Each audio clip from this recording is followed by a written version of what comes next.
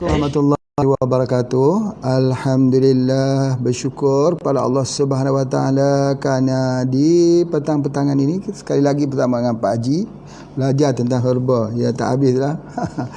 Dan hari ini kuliah masuk ke berapa ya? Ada yang catat tak kuliah ke berapa kita hari ni? Dah lebih 50. Ya, alhamdulillah, syukur ya. Ada yang ikut daripada mula sampai 50. Wah, banyak sudah ilmu yang kita pelajari. Ada dua kaedah belajar ilmu herba ini. Satu kaedah belajar herba untuk sakit apa. Kaedah yang kedua, sakit apa, herba apa. Itu yang kedua ya. Jadi siri yang pertama ini Pak Haji akan sampai 60 dulu. 60 dulu iaitu belajar herba untuk sakit apa. Sampai siri yang ke-60, kemudian kita ganti pula dengan sakit herba apa. Jadi dia akan jadi semakin mahir. Sebab apabila kita sudah belajar sakit herba apa yang kita harus diberikan, masa tu kita akan mula recall balik semua pelajaran kita sebanyak 60 kuliah yang telah kita ikuti. Jadi dengan sebab itu maka dia akan mahirkan lagi, insya-Allah. Ya, dia akan membuatkan kita menjadi semakin excited.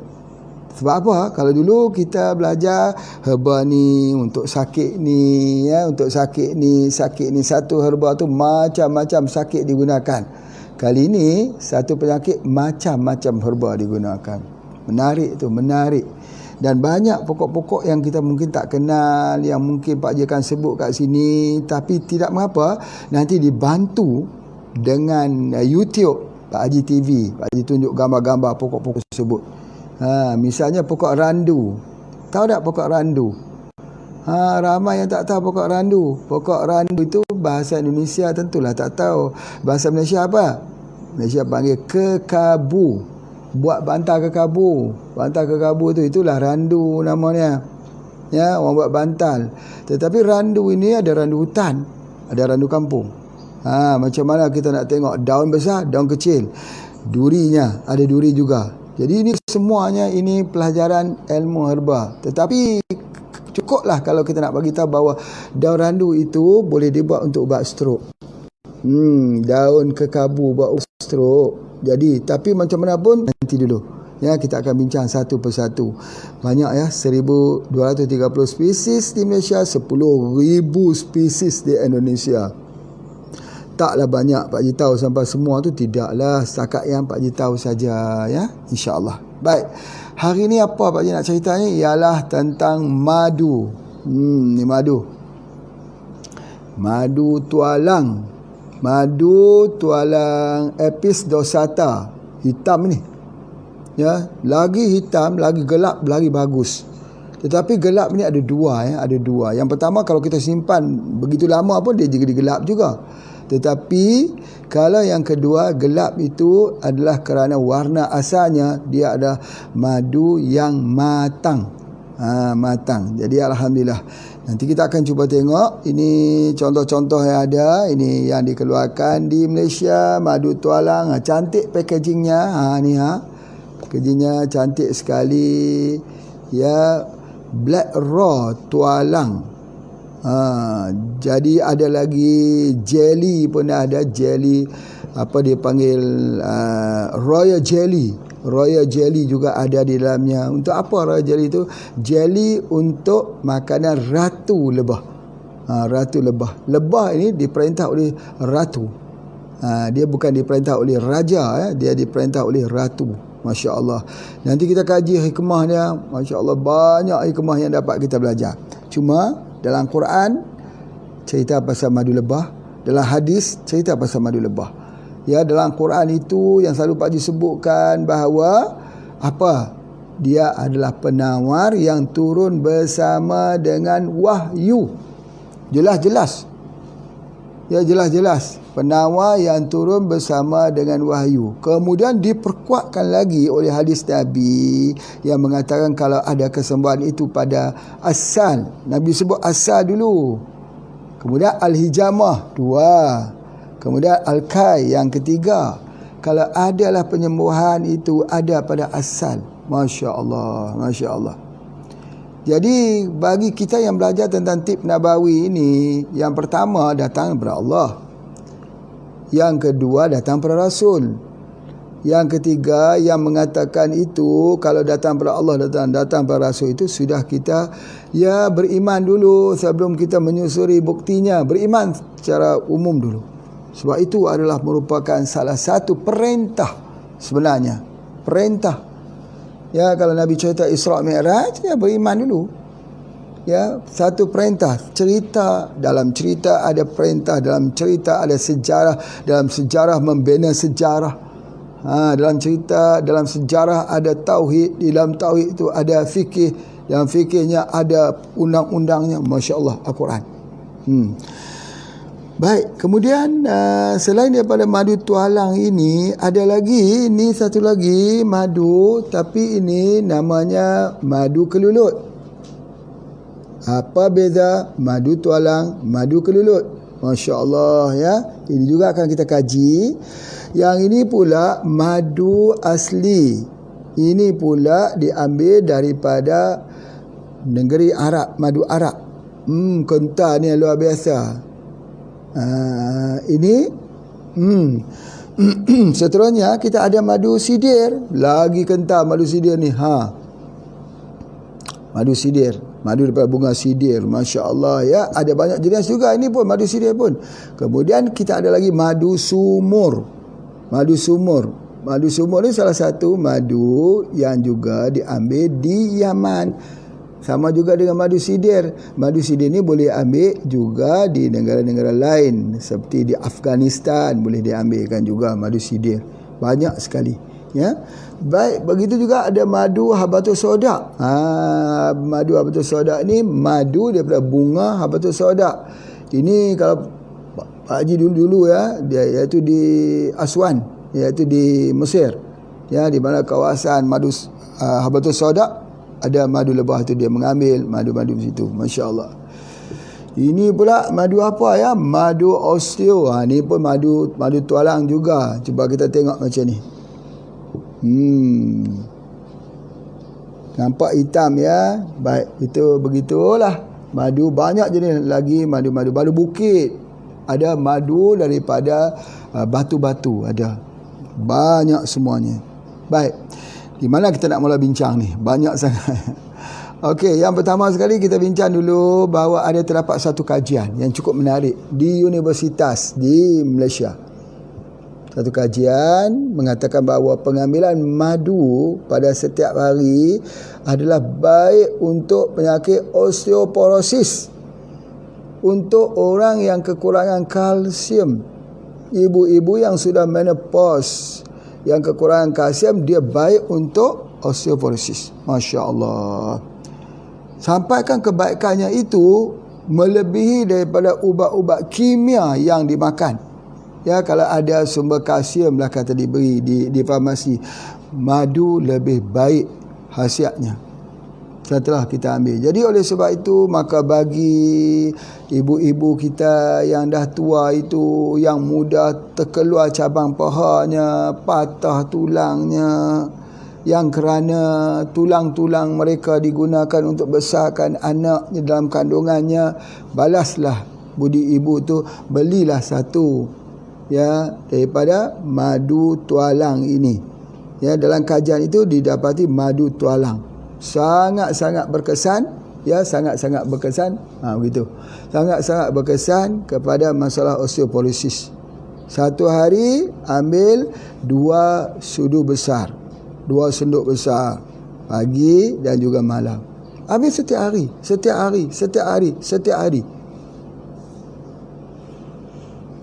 Ya. Ibu kita yang tua itu kan jalannya terbongkok-bongkok. Ya, lututnya tak kuat lagi, harus duduk di atas kerusi, solat pun kadang-kadang di atas kerusi, tak upaya lagi. Jangan kita ziarah saja, kita bagi wang tak boleh memperbaiki kesihatannya kalau kita tak belikan dia dengan madu yang kita tahu untuk kuatkan tulang, untuk osteoporosis, untuk orang yang menopause, untuk orang yang sudah usia lansia. Gitu. Jadi oleh sebab itu maka Fungsi yang pertama madu tualang ya Pak Haji nak sebutkan ya. Madu tualang, fungsi yang pertama ialah untuk sumber kalsium, fosforus untuk tulang, pembinaan tulang. Subhanallah. Okey, itu yang pertama sekali Pak Haji nak sebut sekali. Yang kedua, fungsi yang kedua yang terbaik daripada madu ni yang selalu kita gunakan, dia dibuat minuman. Minuman ini kena ingat, ada pertama masukkan dia lemon, kedua masukkan bunga cengkeh, yang ketiga tuang air panas sampai agak mendingin sedikit, hangat, baru masuk madu lebah tualang. Allah, enak sekali. Percampuran di antara cengkeh, madu dan lemon yang dibuat, dia berkeringat nanti kalau kita minum. Tak apa lagi, lepas buka puasa ni kita minum yang tu. Itulah dia resepi yang terbaik untuk jantung, blood circulation, untuk tubuh badan kita. Tu lemon. Kalau kita nak kentalkan sikit lagi, ambil kulit lemon. Itu ada di antaranya. Bila kulit lemon tu dia pahit sikit, kalau kita potong lemon dengan kulitnya, dia nak rasa masam. Tapi kalau kita ambil kulitnya saja, dia pahit. Ya, pahit. Tapi itulah yang terbaik. Ya, dia akan menghilangkan asid dalam tubuh badan kita. Asid. Tubuh badan yang berasid itulah yang mendatangkan penyakit. Madu lebah. Masya Allah, Masya Allah. Kalaulah madu lebah itu dimasukkan pula dengan kulit kayu manis. Madu lebah masuk kulit kayu manis. Kulit kayu manis itu Pak Haji dah terangkan, yang tebal, yang nipis. Jangan ambil yang tebal. Tebal itu kasia. Ambil yang nipis, itu cinnamon. Kulit kayu manis yang nipis itu ambil, masuk ke dalam madu, biarkan dia di situ. Minum, dia adalah minuman tonik. Minuman tonik. Cukupkah saja kita gunakan daripada kulit kayu manis? Ya, cukup. Kalau nak masuk sikit, cengkeh masuk sikit. Itu ialah cengkeh, kulit kayu manis itu bersifat aromatik. Dia akan keluar nanti. Madu itu dia ada enzim. Itu di antaranya. Di manakah letaknya kekuatan madu? Di mana letak kekuatan madu?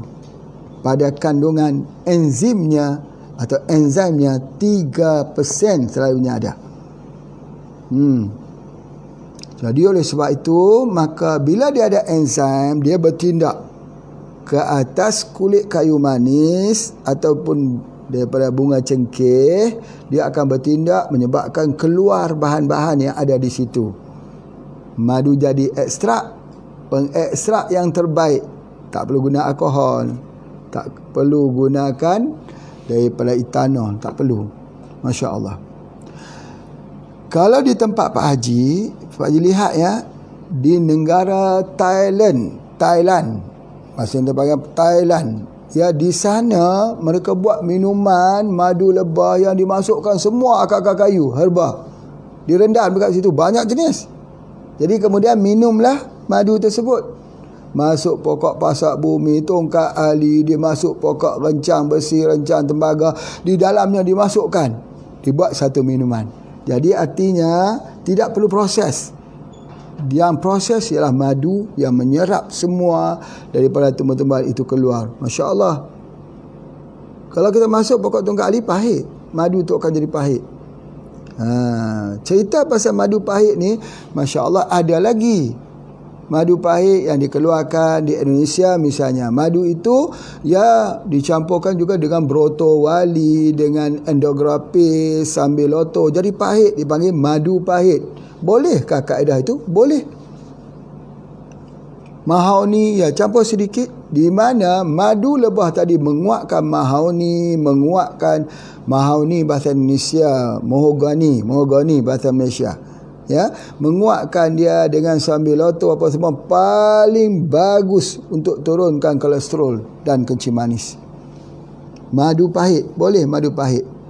Tetapi ada madu pahit lain yang tidak dicampur, hasil daripada bunga saja, iaitu dia ambil daripada bunga. Bunga apa ya? Pulai pandak. Apa pula pulai pandak? Bunga pulai, pokok pulai. Malaysia panggil pulai. Di tempat Pak Haji tu ada nama bohor pulai. Bohor pulai tu pokok pulai lah. Pokok pulai. Indonesia panggil pokok pulai pandak ni. Pokok ni besar pemeluk ni. Tingginya Masya Allah. Kulitnya diambil untuk menghilangkan racun dalam badan. Memang pahit. Lebah ini dia ambil daripada bunga pulai pandak itu, keluar madu yang berasa pahit. Minum, Allahu Akbar, Masya Allah, dia detoksifikasi, terutama kali di liver, di dalam liver, di hati kita. Itu ada antaranya. Itu disebut juga madu pahit. Jadi madu pahit ni juga ada satu lagi namanya madu pelawan. Bangka Belitung, Pak Jimmy kita lah, ya. Jadi alhamdulillah, apa khabar semua saudara-saudara kita di Bangka Belitung yang dengar program Pak Haji ni. Pak Haji doakan semua jadi herbalist yang terbaik, yang terhebat, insya-Allah, ya. Tapi jangan lupa jual produk Pak Haji juga, ya. Itu di antaranya. Baik. Di Bangka Belitung itu ada satu pokok namanya pelawan. Di tempat lain pun ada pelawan, ada. Pokok pelawan ni ada. Di Bangka Belitung pun ada, dekat Malaysia pun ada, di Sabah Sarawak pun ada sebenarnya daripada pokok pelawan ini. Tetapi pelawan dia tak keluar bunga, sama seperti pokok serai yang tak keluar bunga. Pokok serai tak keluar bunga. Kenapa pokok serai tak keluar bunga? Tak tahu juga. Bukan serai wangi, ya, serai biasa. Kenapa serai tidak mau keluar bunga? Kenapa pokok pelawan tak mau keluar bunga? Tak keluar bunga. Di tempat Pak Haji di Gunung Jerah ni banyak pokok pelawan, banyak sekali, tapi tak keluar bunga. Kalau Pak Haji dah tengok ada keluar bunga, kita boleh tendak lebah dekat sini, lebah madu pelawan. Tetapi dekat sana ada, dekat dia punya, dekat Bangka Belitung ada. Sebab apa? Sebab di sana ada tembaga, ada biji. Di sana ada, orang kata apa, metal. Di mana bila dia jumpa metal saja, dia keluar bunga. Bila keluar bunga, lebah ambil daripada madu pelawan tersebut. Dengar sini. Macam mana nak tentukan madu pelawan? Pertama, dia pahit. Yang kedua, dia manis. Yang ketiga, dia masam. Madu pelawan yang baik itu, dia mempunyai 3 rasa. Masya Allah. Kalau madu pelawan ini khusus, ya, ni khusus, Pak Haji nak sebutkan. Madu pelawan ni dia khusus untuk antivirus, untuk HIV, untuk demam denggi, untuk Ebola, untuk penyakit penyakit COVID-19. Guna apa? Guna daripada madu pelawan itulah, madu pelawan. Jadi orang-orang yang ada di Bangka Belitung, alhamdulillah, bersyukur kerana Allah jadikan madu di sana sudah siap untuk melindungi seluruh Bangka Belitung. Sampaikan kepada bupati di sana, sampai kepada tenaga medis di sana, bahawa Pak Haji sampaikan salam dan beritahu kata di situ ada penawar untuk COVID-19. Masya Allah, ya, Masya Allah. Baik, itu ada juga madu pahit, madu masam dan madu manis. Adapun madu masam, betul-betul masam, ada juga, iaitu madu daripada madu kelulut. Madu kelulut ni ada 3 rasa. Manis sampai dia masam, sampai dia terlalu masam. Macam cuka tu, macam cuka. Ya, jadi dia bergantung pada bunga apa yang dia makan. Kalau dia ambil daripada hutan, Masya Allah, Pak Haji selalu mengambil madu kelulut daripada hutan. Payah nak dapat.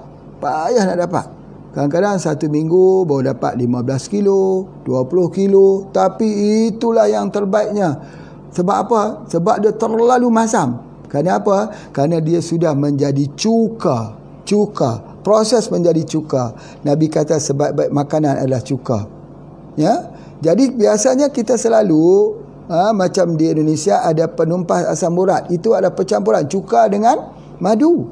Tetapi kalau madu kelulut hutan, sudah tak perlu lagi campur dengan cuka. Kerana madu itu sendiri sudah pembebaur menjadi cuka.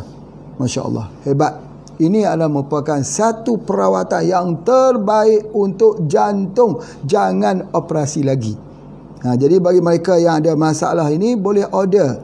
Namanya enzim 4. Enzim 4. Jadi kalau nak dapatkan enzim 4, itu boleh. Itu adalah untuk jangan operation lagi untuk jantung. Masya Allah ya. Itu ada sebahagian daripada kebesaran Allah di atas muka bumi. Baik. Sebenarnya ya, madu lebah ini, semua madu yang ada dekat sini semuanya baik. Sebab Allah yang jadikan. Bukan yang madu Gunung Jerai saja yang baik, bukan madu di satu tempat baik. Madu itu turun di tempat tersebut kerana apa? Dia sesuai untuk tempat tersebut juga. Banyak orang-orang di situ yang memerlukan. Misalnya apa dia? Kalaulah madu itu bagus untuk jantung, maka di kawasan tersebut banyak orang sakit jantung. Kalau tempat tersebut ada madu baik untuk jantung, ramai juga orang sakit jantung, stres, sebagainya. Sebab di mana Allah turunkan penyakit, di situ Allah turunkan penawar. Itu ada di antaranya. Pengecaman itu sangat hebat yang perlu dilakukan. Masya Allah, boleh kita faham. Itu di antaranya. Dan salah satu lagi yang Pak Haji nak sebut ni ialah anti-microbe. Mikrobial. Mikrobial ni ialah kuman yang ada dalam tubuh badan kita. Bila mikrob ada dalam tubuh badan kita ini, kuman ada dalam tubuh badan kita ini, apa dia yang kita nak ambil? Selalunya orang bincang apa? Antibiotik. Sakit, antibiotik. Sakit, bagaimana nak membunuh mikrob? Cari antibiotik. Tak tahukah kata madu tu antibiotik, anti-mikrob, dia boleh membunuh semua, tak ada kuman boleh hidup dalam madu. Tapi kita tak kaji, kita tak mau. Sebab yang bagi madu ini ialah orang yang cari madu dalam hutan, bukan doktor. Ya, sepatutnya doktor lah yang perlu prescribe madu kepada pesakit. Doktor yang beriman kepada Allah Subhanahu Wa Taala. Ya, doktor yang percaya dengan Al-Quran itu yang Allah sebut tentang madu. Pak Haji nak menceritakan sikit bagaimana madu ni kita tidak perap, kita tidak bangga, wa na'udzubillah. Tetapi tempat yang Pak Haji tengok pertama di Australia, yang kedua di New Zealand. Ya, Australia dan New Zealand ni mereka mempromosikan madu ni sehebat-hebatnya. Namanya madu Manuka. Madu Manuka ni dijual dengan begitu banyak sekali di airport. Bukan hanya di airport, di mana-mana orang memperkatakan tentang madu Manuka. Dan diambil, dia jadi sebagai salah satu daripada trend makanan pada setiap hari. Itulah namanya madu Manuka. Jadi Pak Haji nak sebutkan dekat sini bahawa, tahu tak apakah madu Manuka itu? Kita tidak tahu ya. Madu tualang, madu osteo, madu kelulut ialah madu dia panggil microflora. Microflora pula. Multiflora. Multiflora ni maksudnya banyak bunga. Tetapi madu yang dibuat Manuka itu monoflora. Monoflora ni satu jenis bunga ya. Bunga pokok apa? Pokok itu pokok Mimosa pudica. Apa dia pokok Mimosa pudica ni? Pokok semalu, puteri malu. Ya, bagus, alhamdulillah. Kita tak pernah meletakkan ini tidak bagus. Bagus, semuanya bagus. Tetapi Pak Haji nak sebutkan bahawa konsep sinergi itu lebih baik. Multiflora itu lebih baik. Kalau dalam hutan-hutan yang tinggi itu, Masya Allah. Macam kat Gunung Jerai ni, Masya Allah. Hutan-hutannya, rimbanya itu, di situlah hidupnya secara alami. Dan di situlah dia membekalkan daripada hutan-hutan yang ada dekat sini.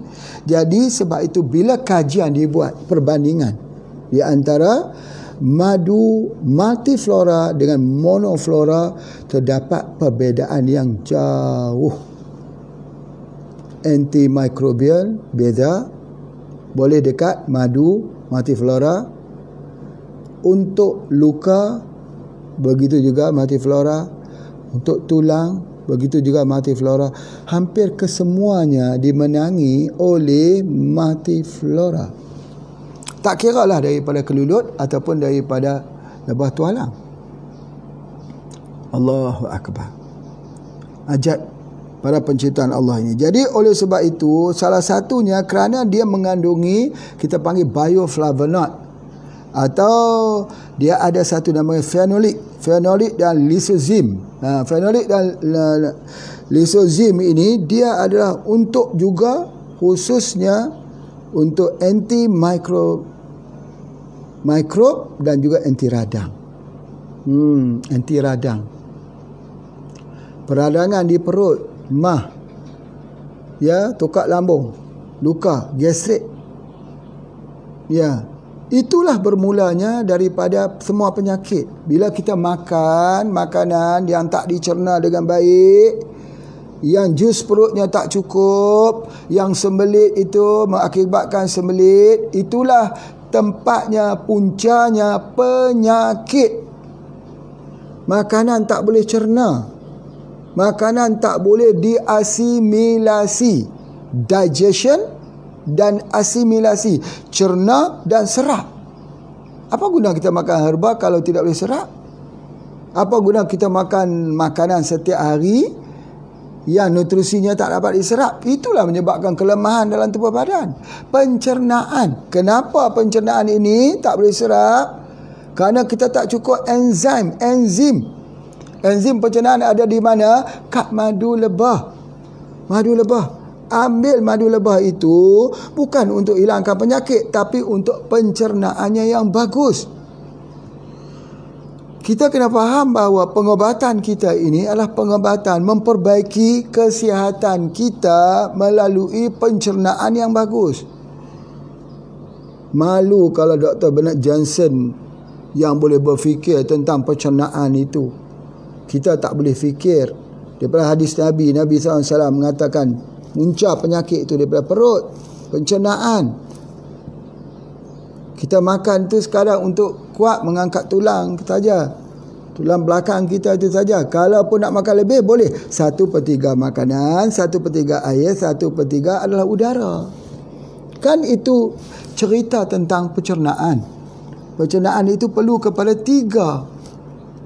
Ya, makanan yang nak dicerna, air yang akan membantu pencernaan, dan udara yang akan membantu pencernaan tersebut. Jadi orang sakit ni sebab apa? Sebab dia tak ada pencernaan. Pencernaannya lemah. Jadi sebab itulah Pak Haji kata, kalau orang pencernaan lemah, dia ambil kapsul, dia makan, tak berkesan. Tak berkesan. Jadi apa yang mesti dibuat? Kapsul itu harus diseduh macam teh tu. Jadi macam tu juga SJ2. Ada orang kata, Pak Haji, saya makan SJ2 tak berkesan. Buka, rancur dengan air panas. Sebab perutmu itu dingin, tak ada enzim. Jadi tolong. Ya, jadi oleh sebab tu orang yang berpenyakit apa? Penyakit kencing darah tinggi, kolesterol, jantung, migrain, asam urat, semua masalah pencernaan. Sebab itu dalam HIV ni ada satu pil yang terbaik sekali, yang Pak Haji selalu bagi. Hari-hari orang nak minta sakit gastrik ya Pak Haji, apa semua. 7 angin. Herba 7 angin. Kerana apa? 7 angin tu untuk memperbaiki pencernaan. Dah cukup. Kita tak bincang lagi tentang penyakit-penyakitnya. Bagi 7 angin saja dia rasa sihat. Pasal apa? Sebab perutnya sudah mula bagus, pencernaannya sudah bagus. Bakteria yang berada di dalam perutnya, di dalam ususnya itu tak menyebabkan racun. Pasal apa? Pencernaan dia bagus. 3 hari tak BAB. BAB tu buang air besar lah. BAK buang air kecil. Makan tembikai. Tembikai ada. Makan semangka. Kita makan untuk melawahkan buang air kecil. Kalau air besar apa dia? Air besar kita kena ambil madu lebah, minyak zaitun. Sebab tu boleh dicampur madu lebah campur dengan minyak zaitun terbaik untuk jadi obat. Tetapi kalau kita nak tambah sikit lagi, tambah sikit lagi. Madu lebah, minyak zaitun, dan kita boleh tambahkan dengan minyak habatus sauda. Tu resep yang terbaik, masya-Allah. Ataupun kalau tak mau bobo, tak mau letakkan minyak habatus sauda, letakkan kulit kayu manis supaya dia dapat bereaksi. Masya-Allah, masya-Allah. Campuran campuran yang terbaik. Subhanallah. Jadi oleh sebab itu dia baik untuk radang. Bila dia baik untuk radang ini, dia bagus untuk sendi. Untuk sendi. Bila sendi kita ini bagus, maka pergerakan kita bagus. Bila pergerakan kita bagus, kita tak tidur saja. Di manakah mulanya orang sakit?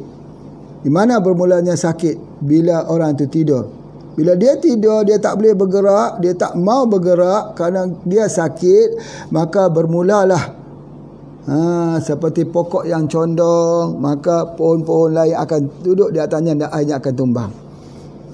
Kelemahan itu bermula bila tidak bergerak. Otot kita jadi kuat bila kita bergerak, bila kita menggunakan otot. Tulang kita jadi kuat bila kita bergerak. Kalau tulang kita sudah tak bergerak, banyak tidur, tulang akan jadi lemah. Otot akan jadi lemah. Jadi dia perlu kepada pergerakan. Itu namanya riyadhah. Riyadhah. Ya, termasuk juga kita bangun, kita solat, kita gagahi jugalah. Kalaupun tak kuat, bangun berdiri juga supaya jangan kaku. Nanti kalau kita kaku dan mula kaku, dia akan terus kaku dan sebagainya. Itu di antaranya. Apakah peranan madu lebah pada ketika itu? Madu tualang ini khususnya adalah untuk supaya jangan jadi kaku pada sendi-sendi. Pada sendi, jangan kaku. Yang kedua, sendi tak akan kaku kalau usus tidak kaku.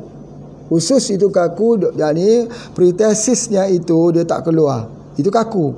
Macam mana? Minyak zaitun plus dengan madu tualang. Terbaik.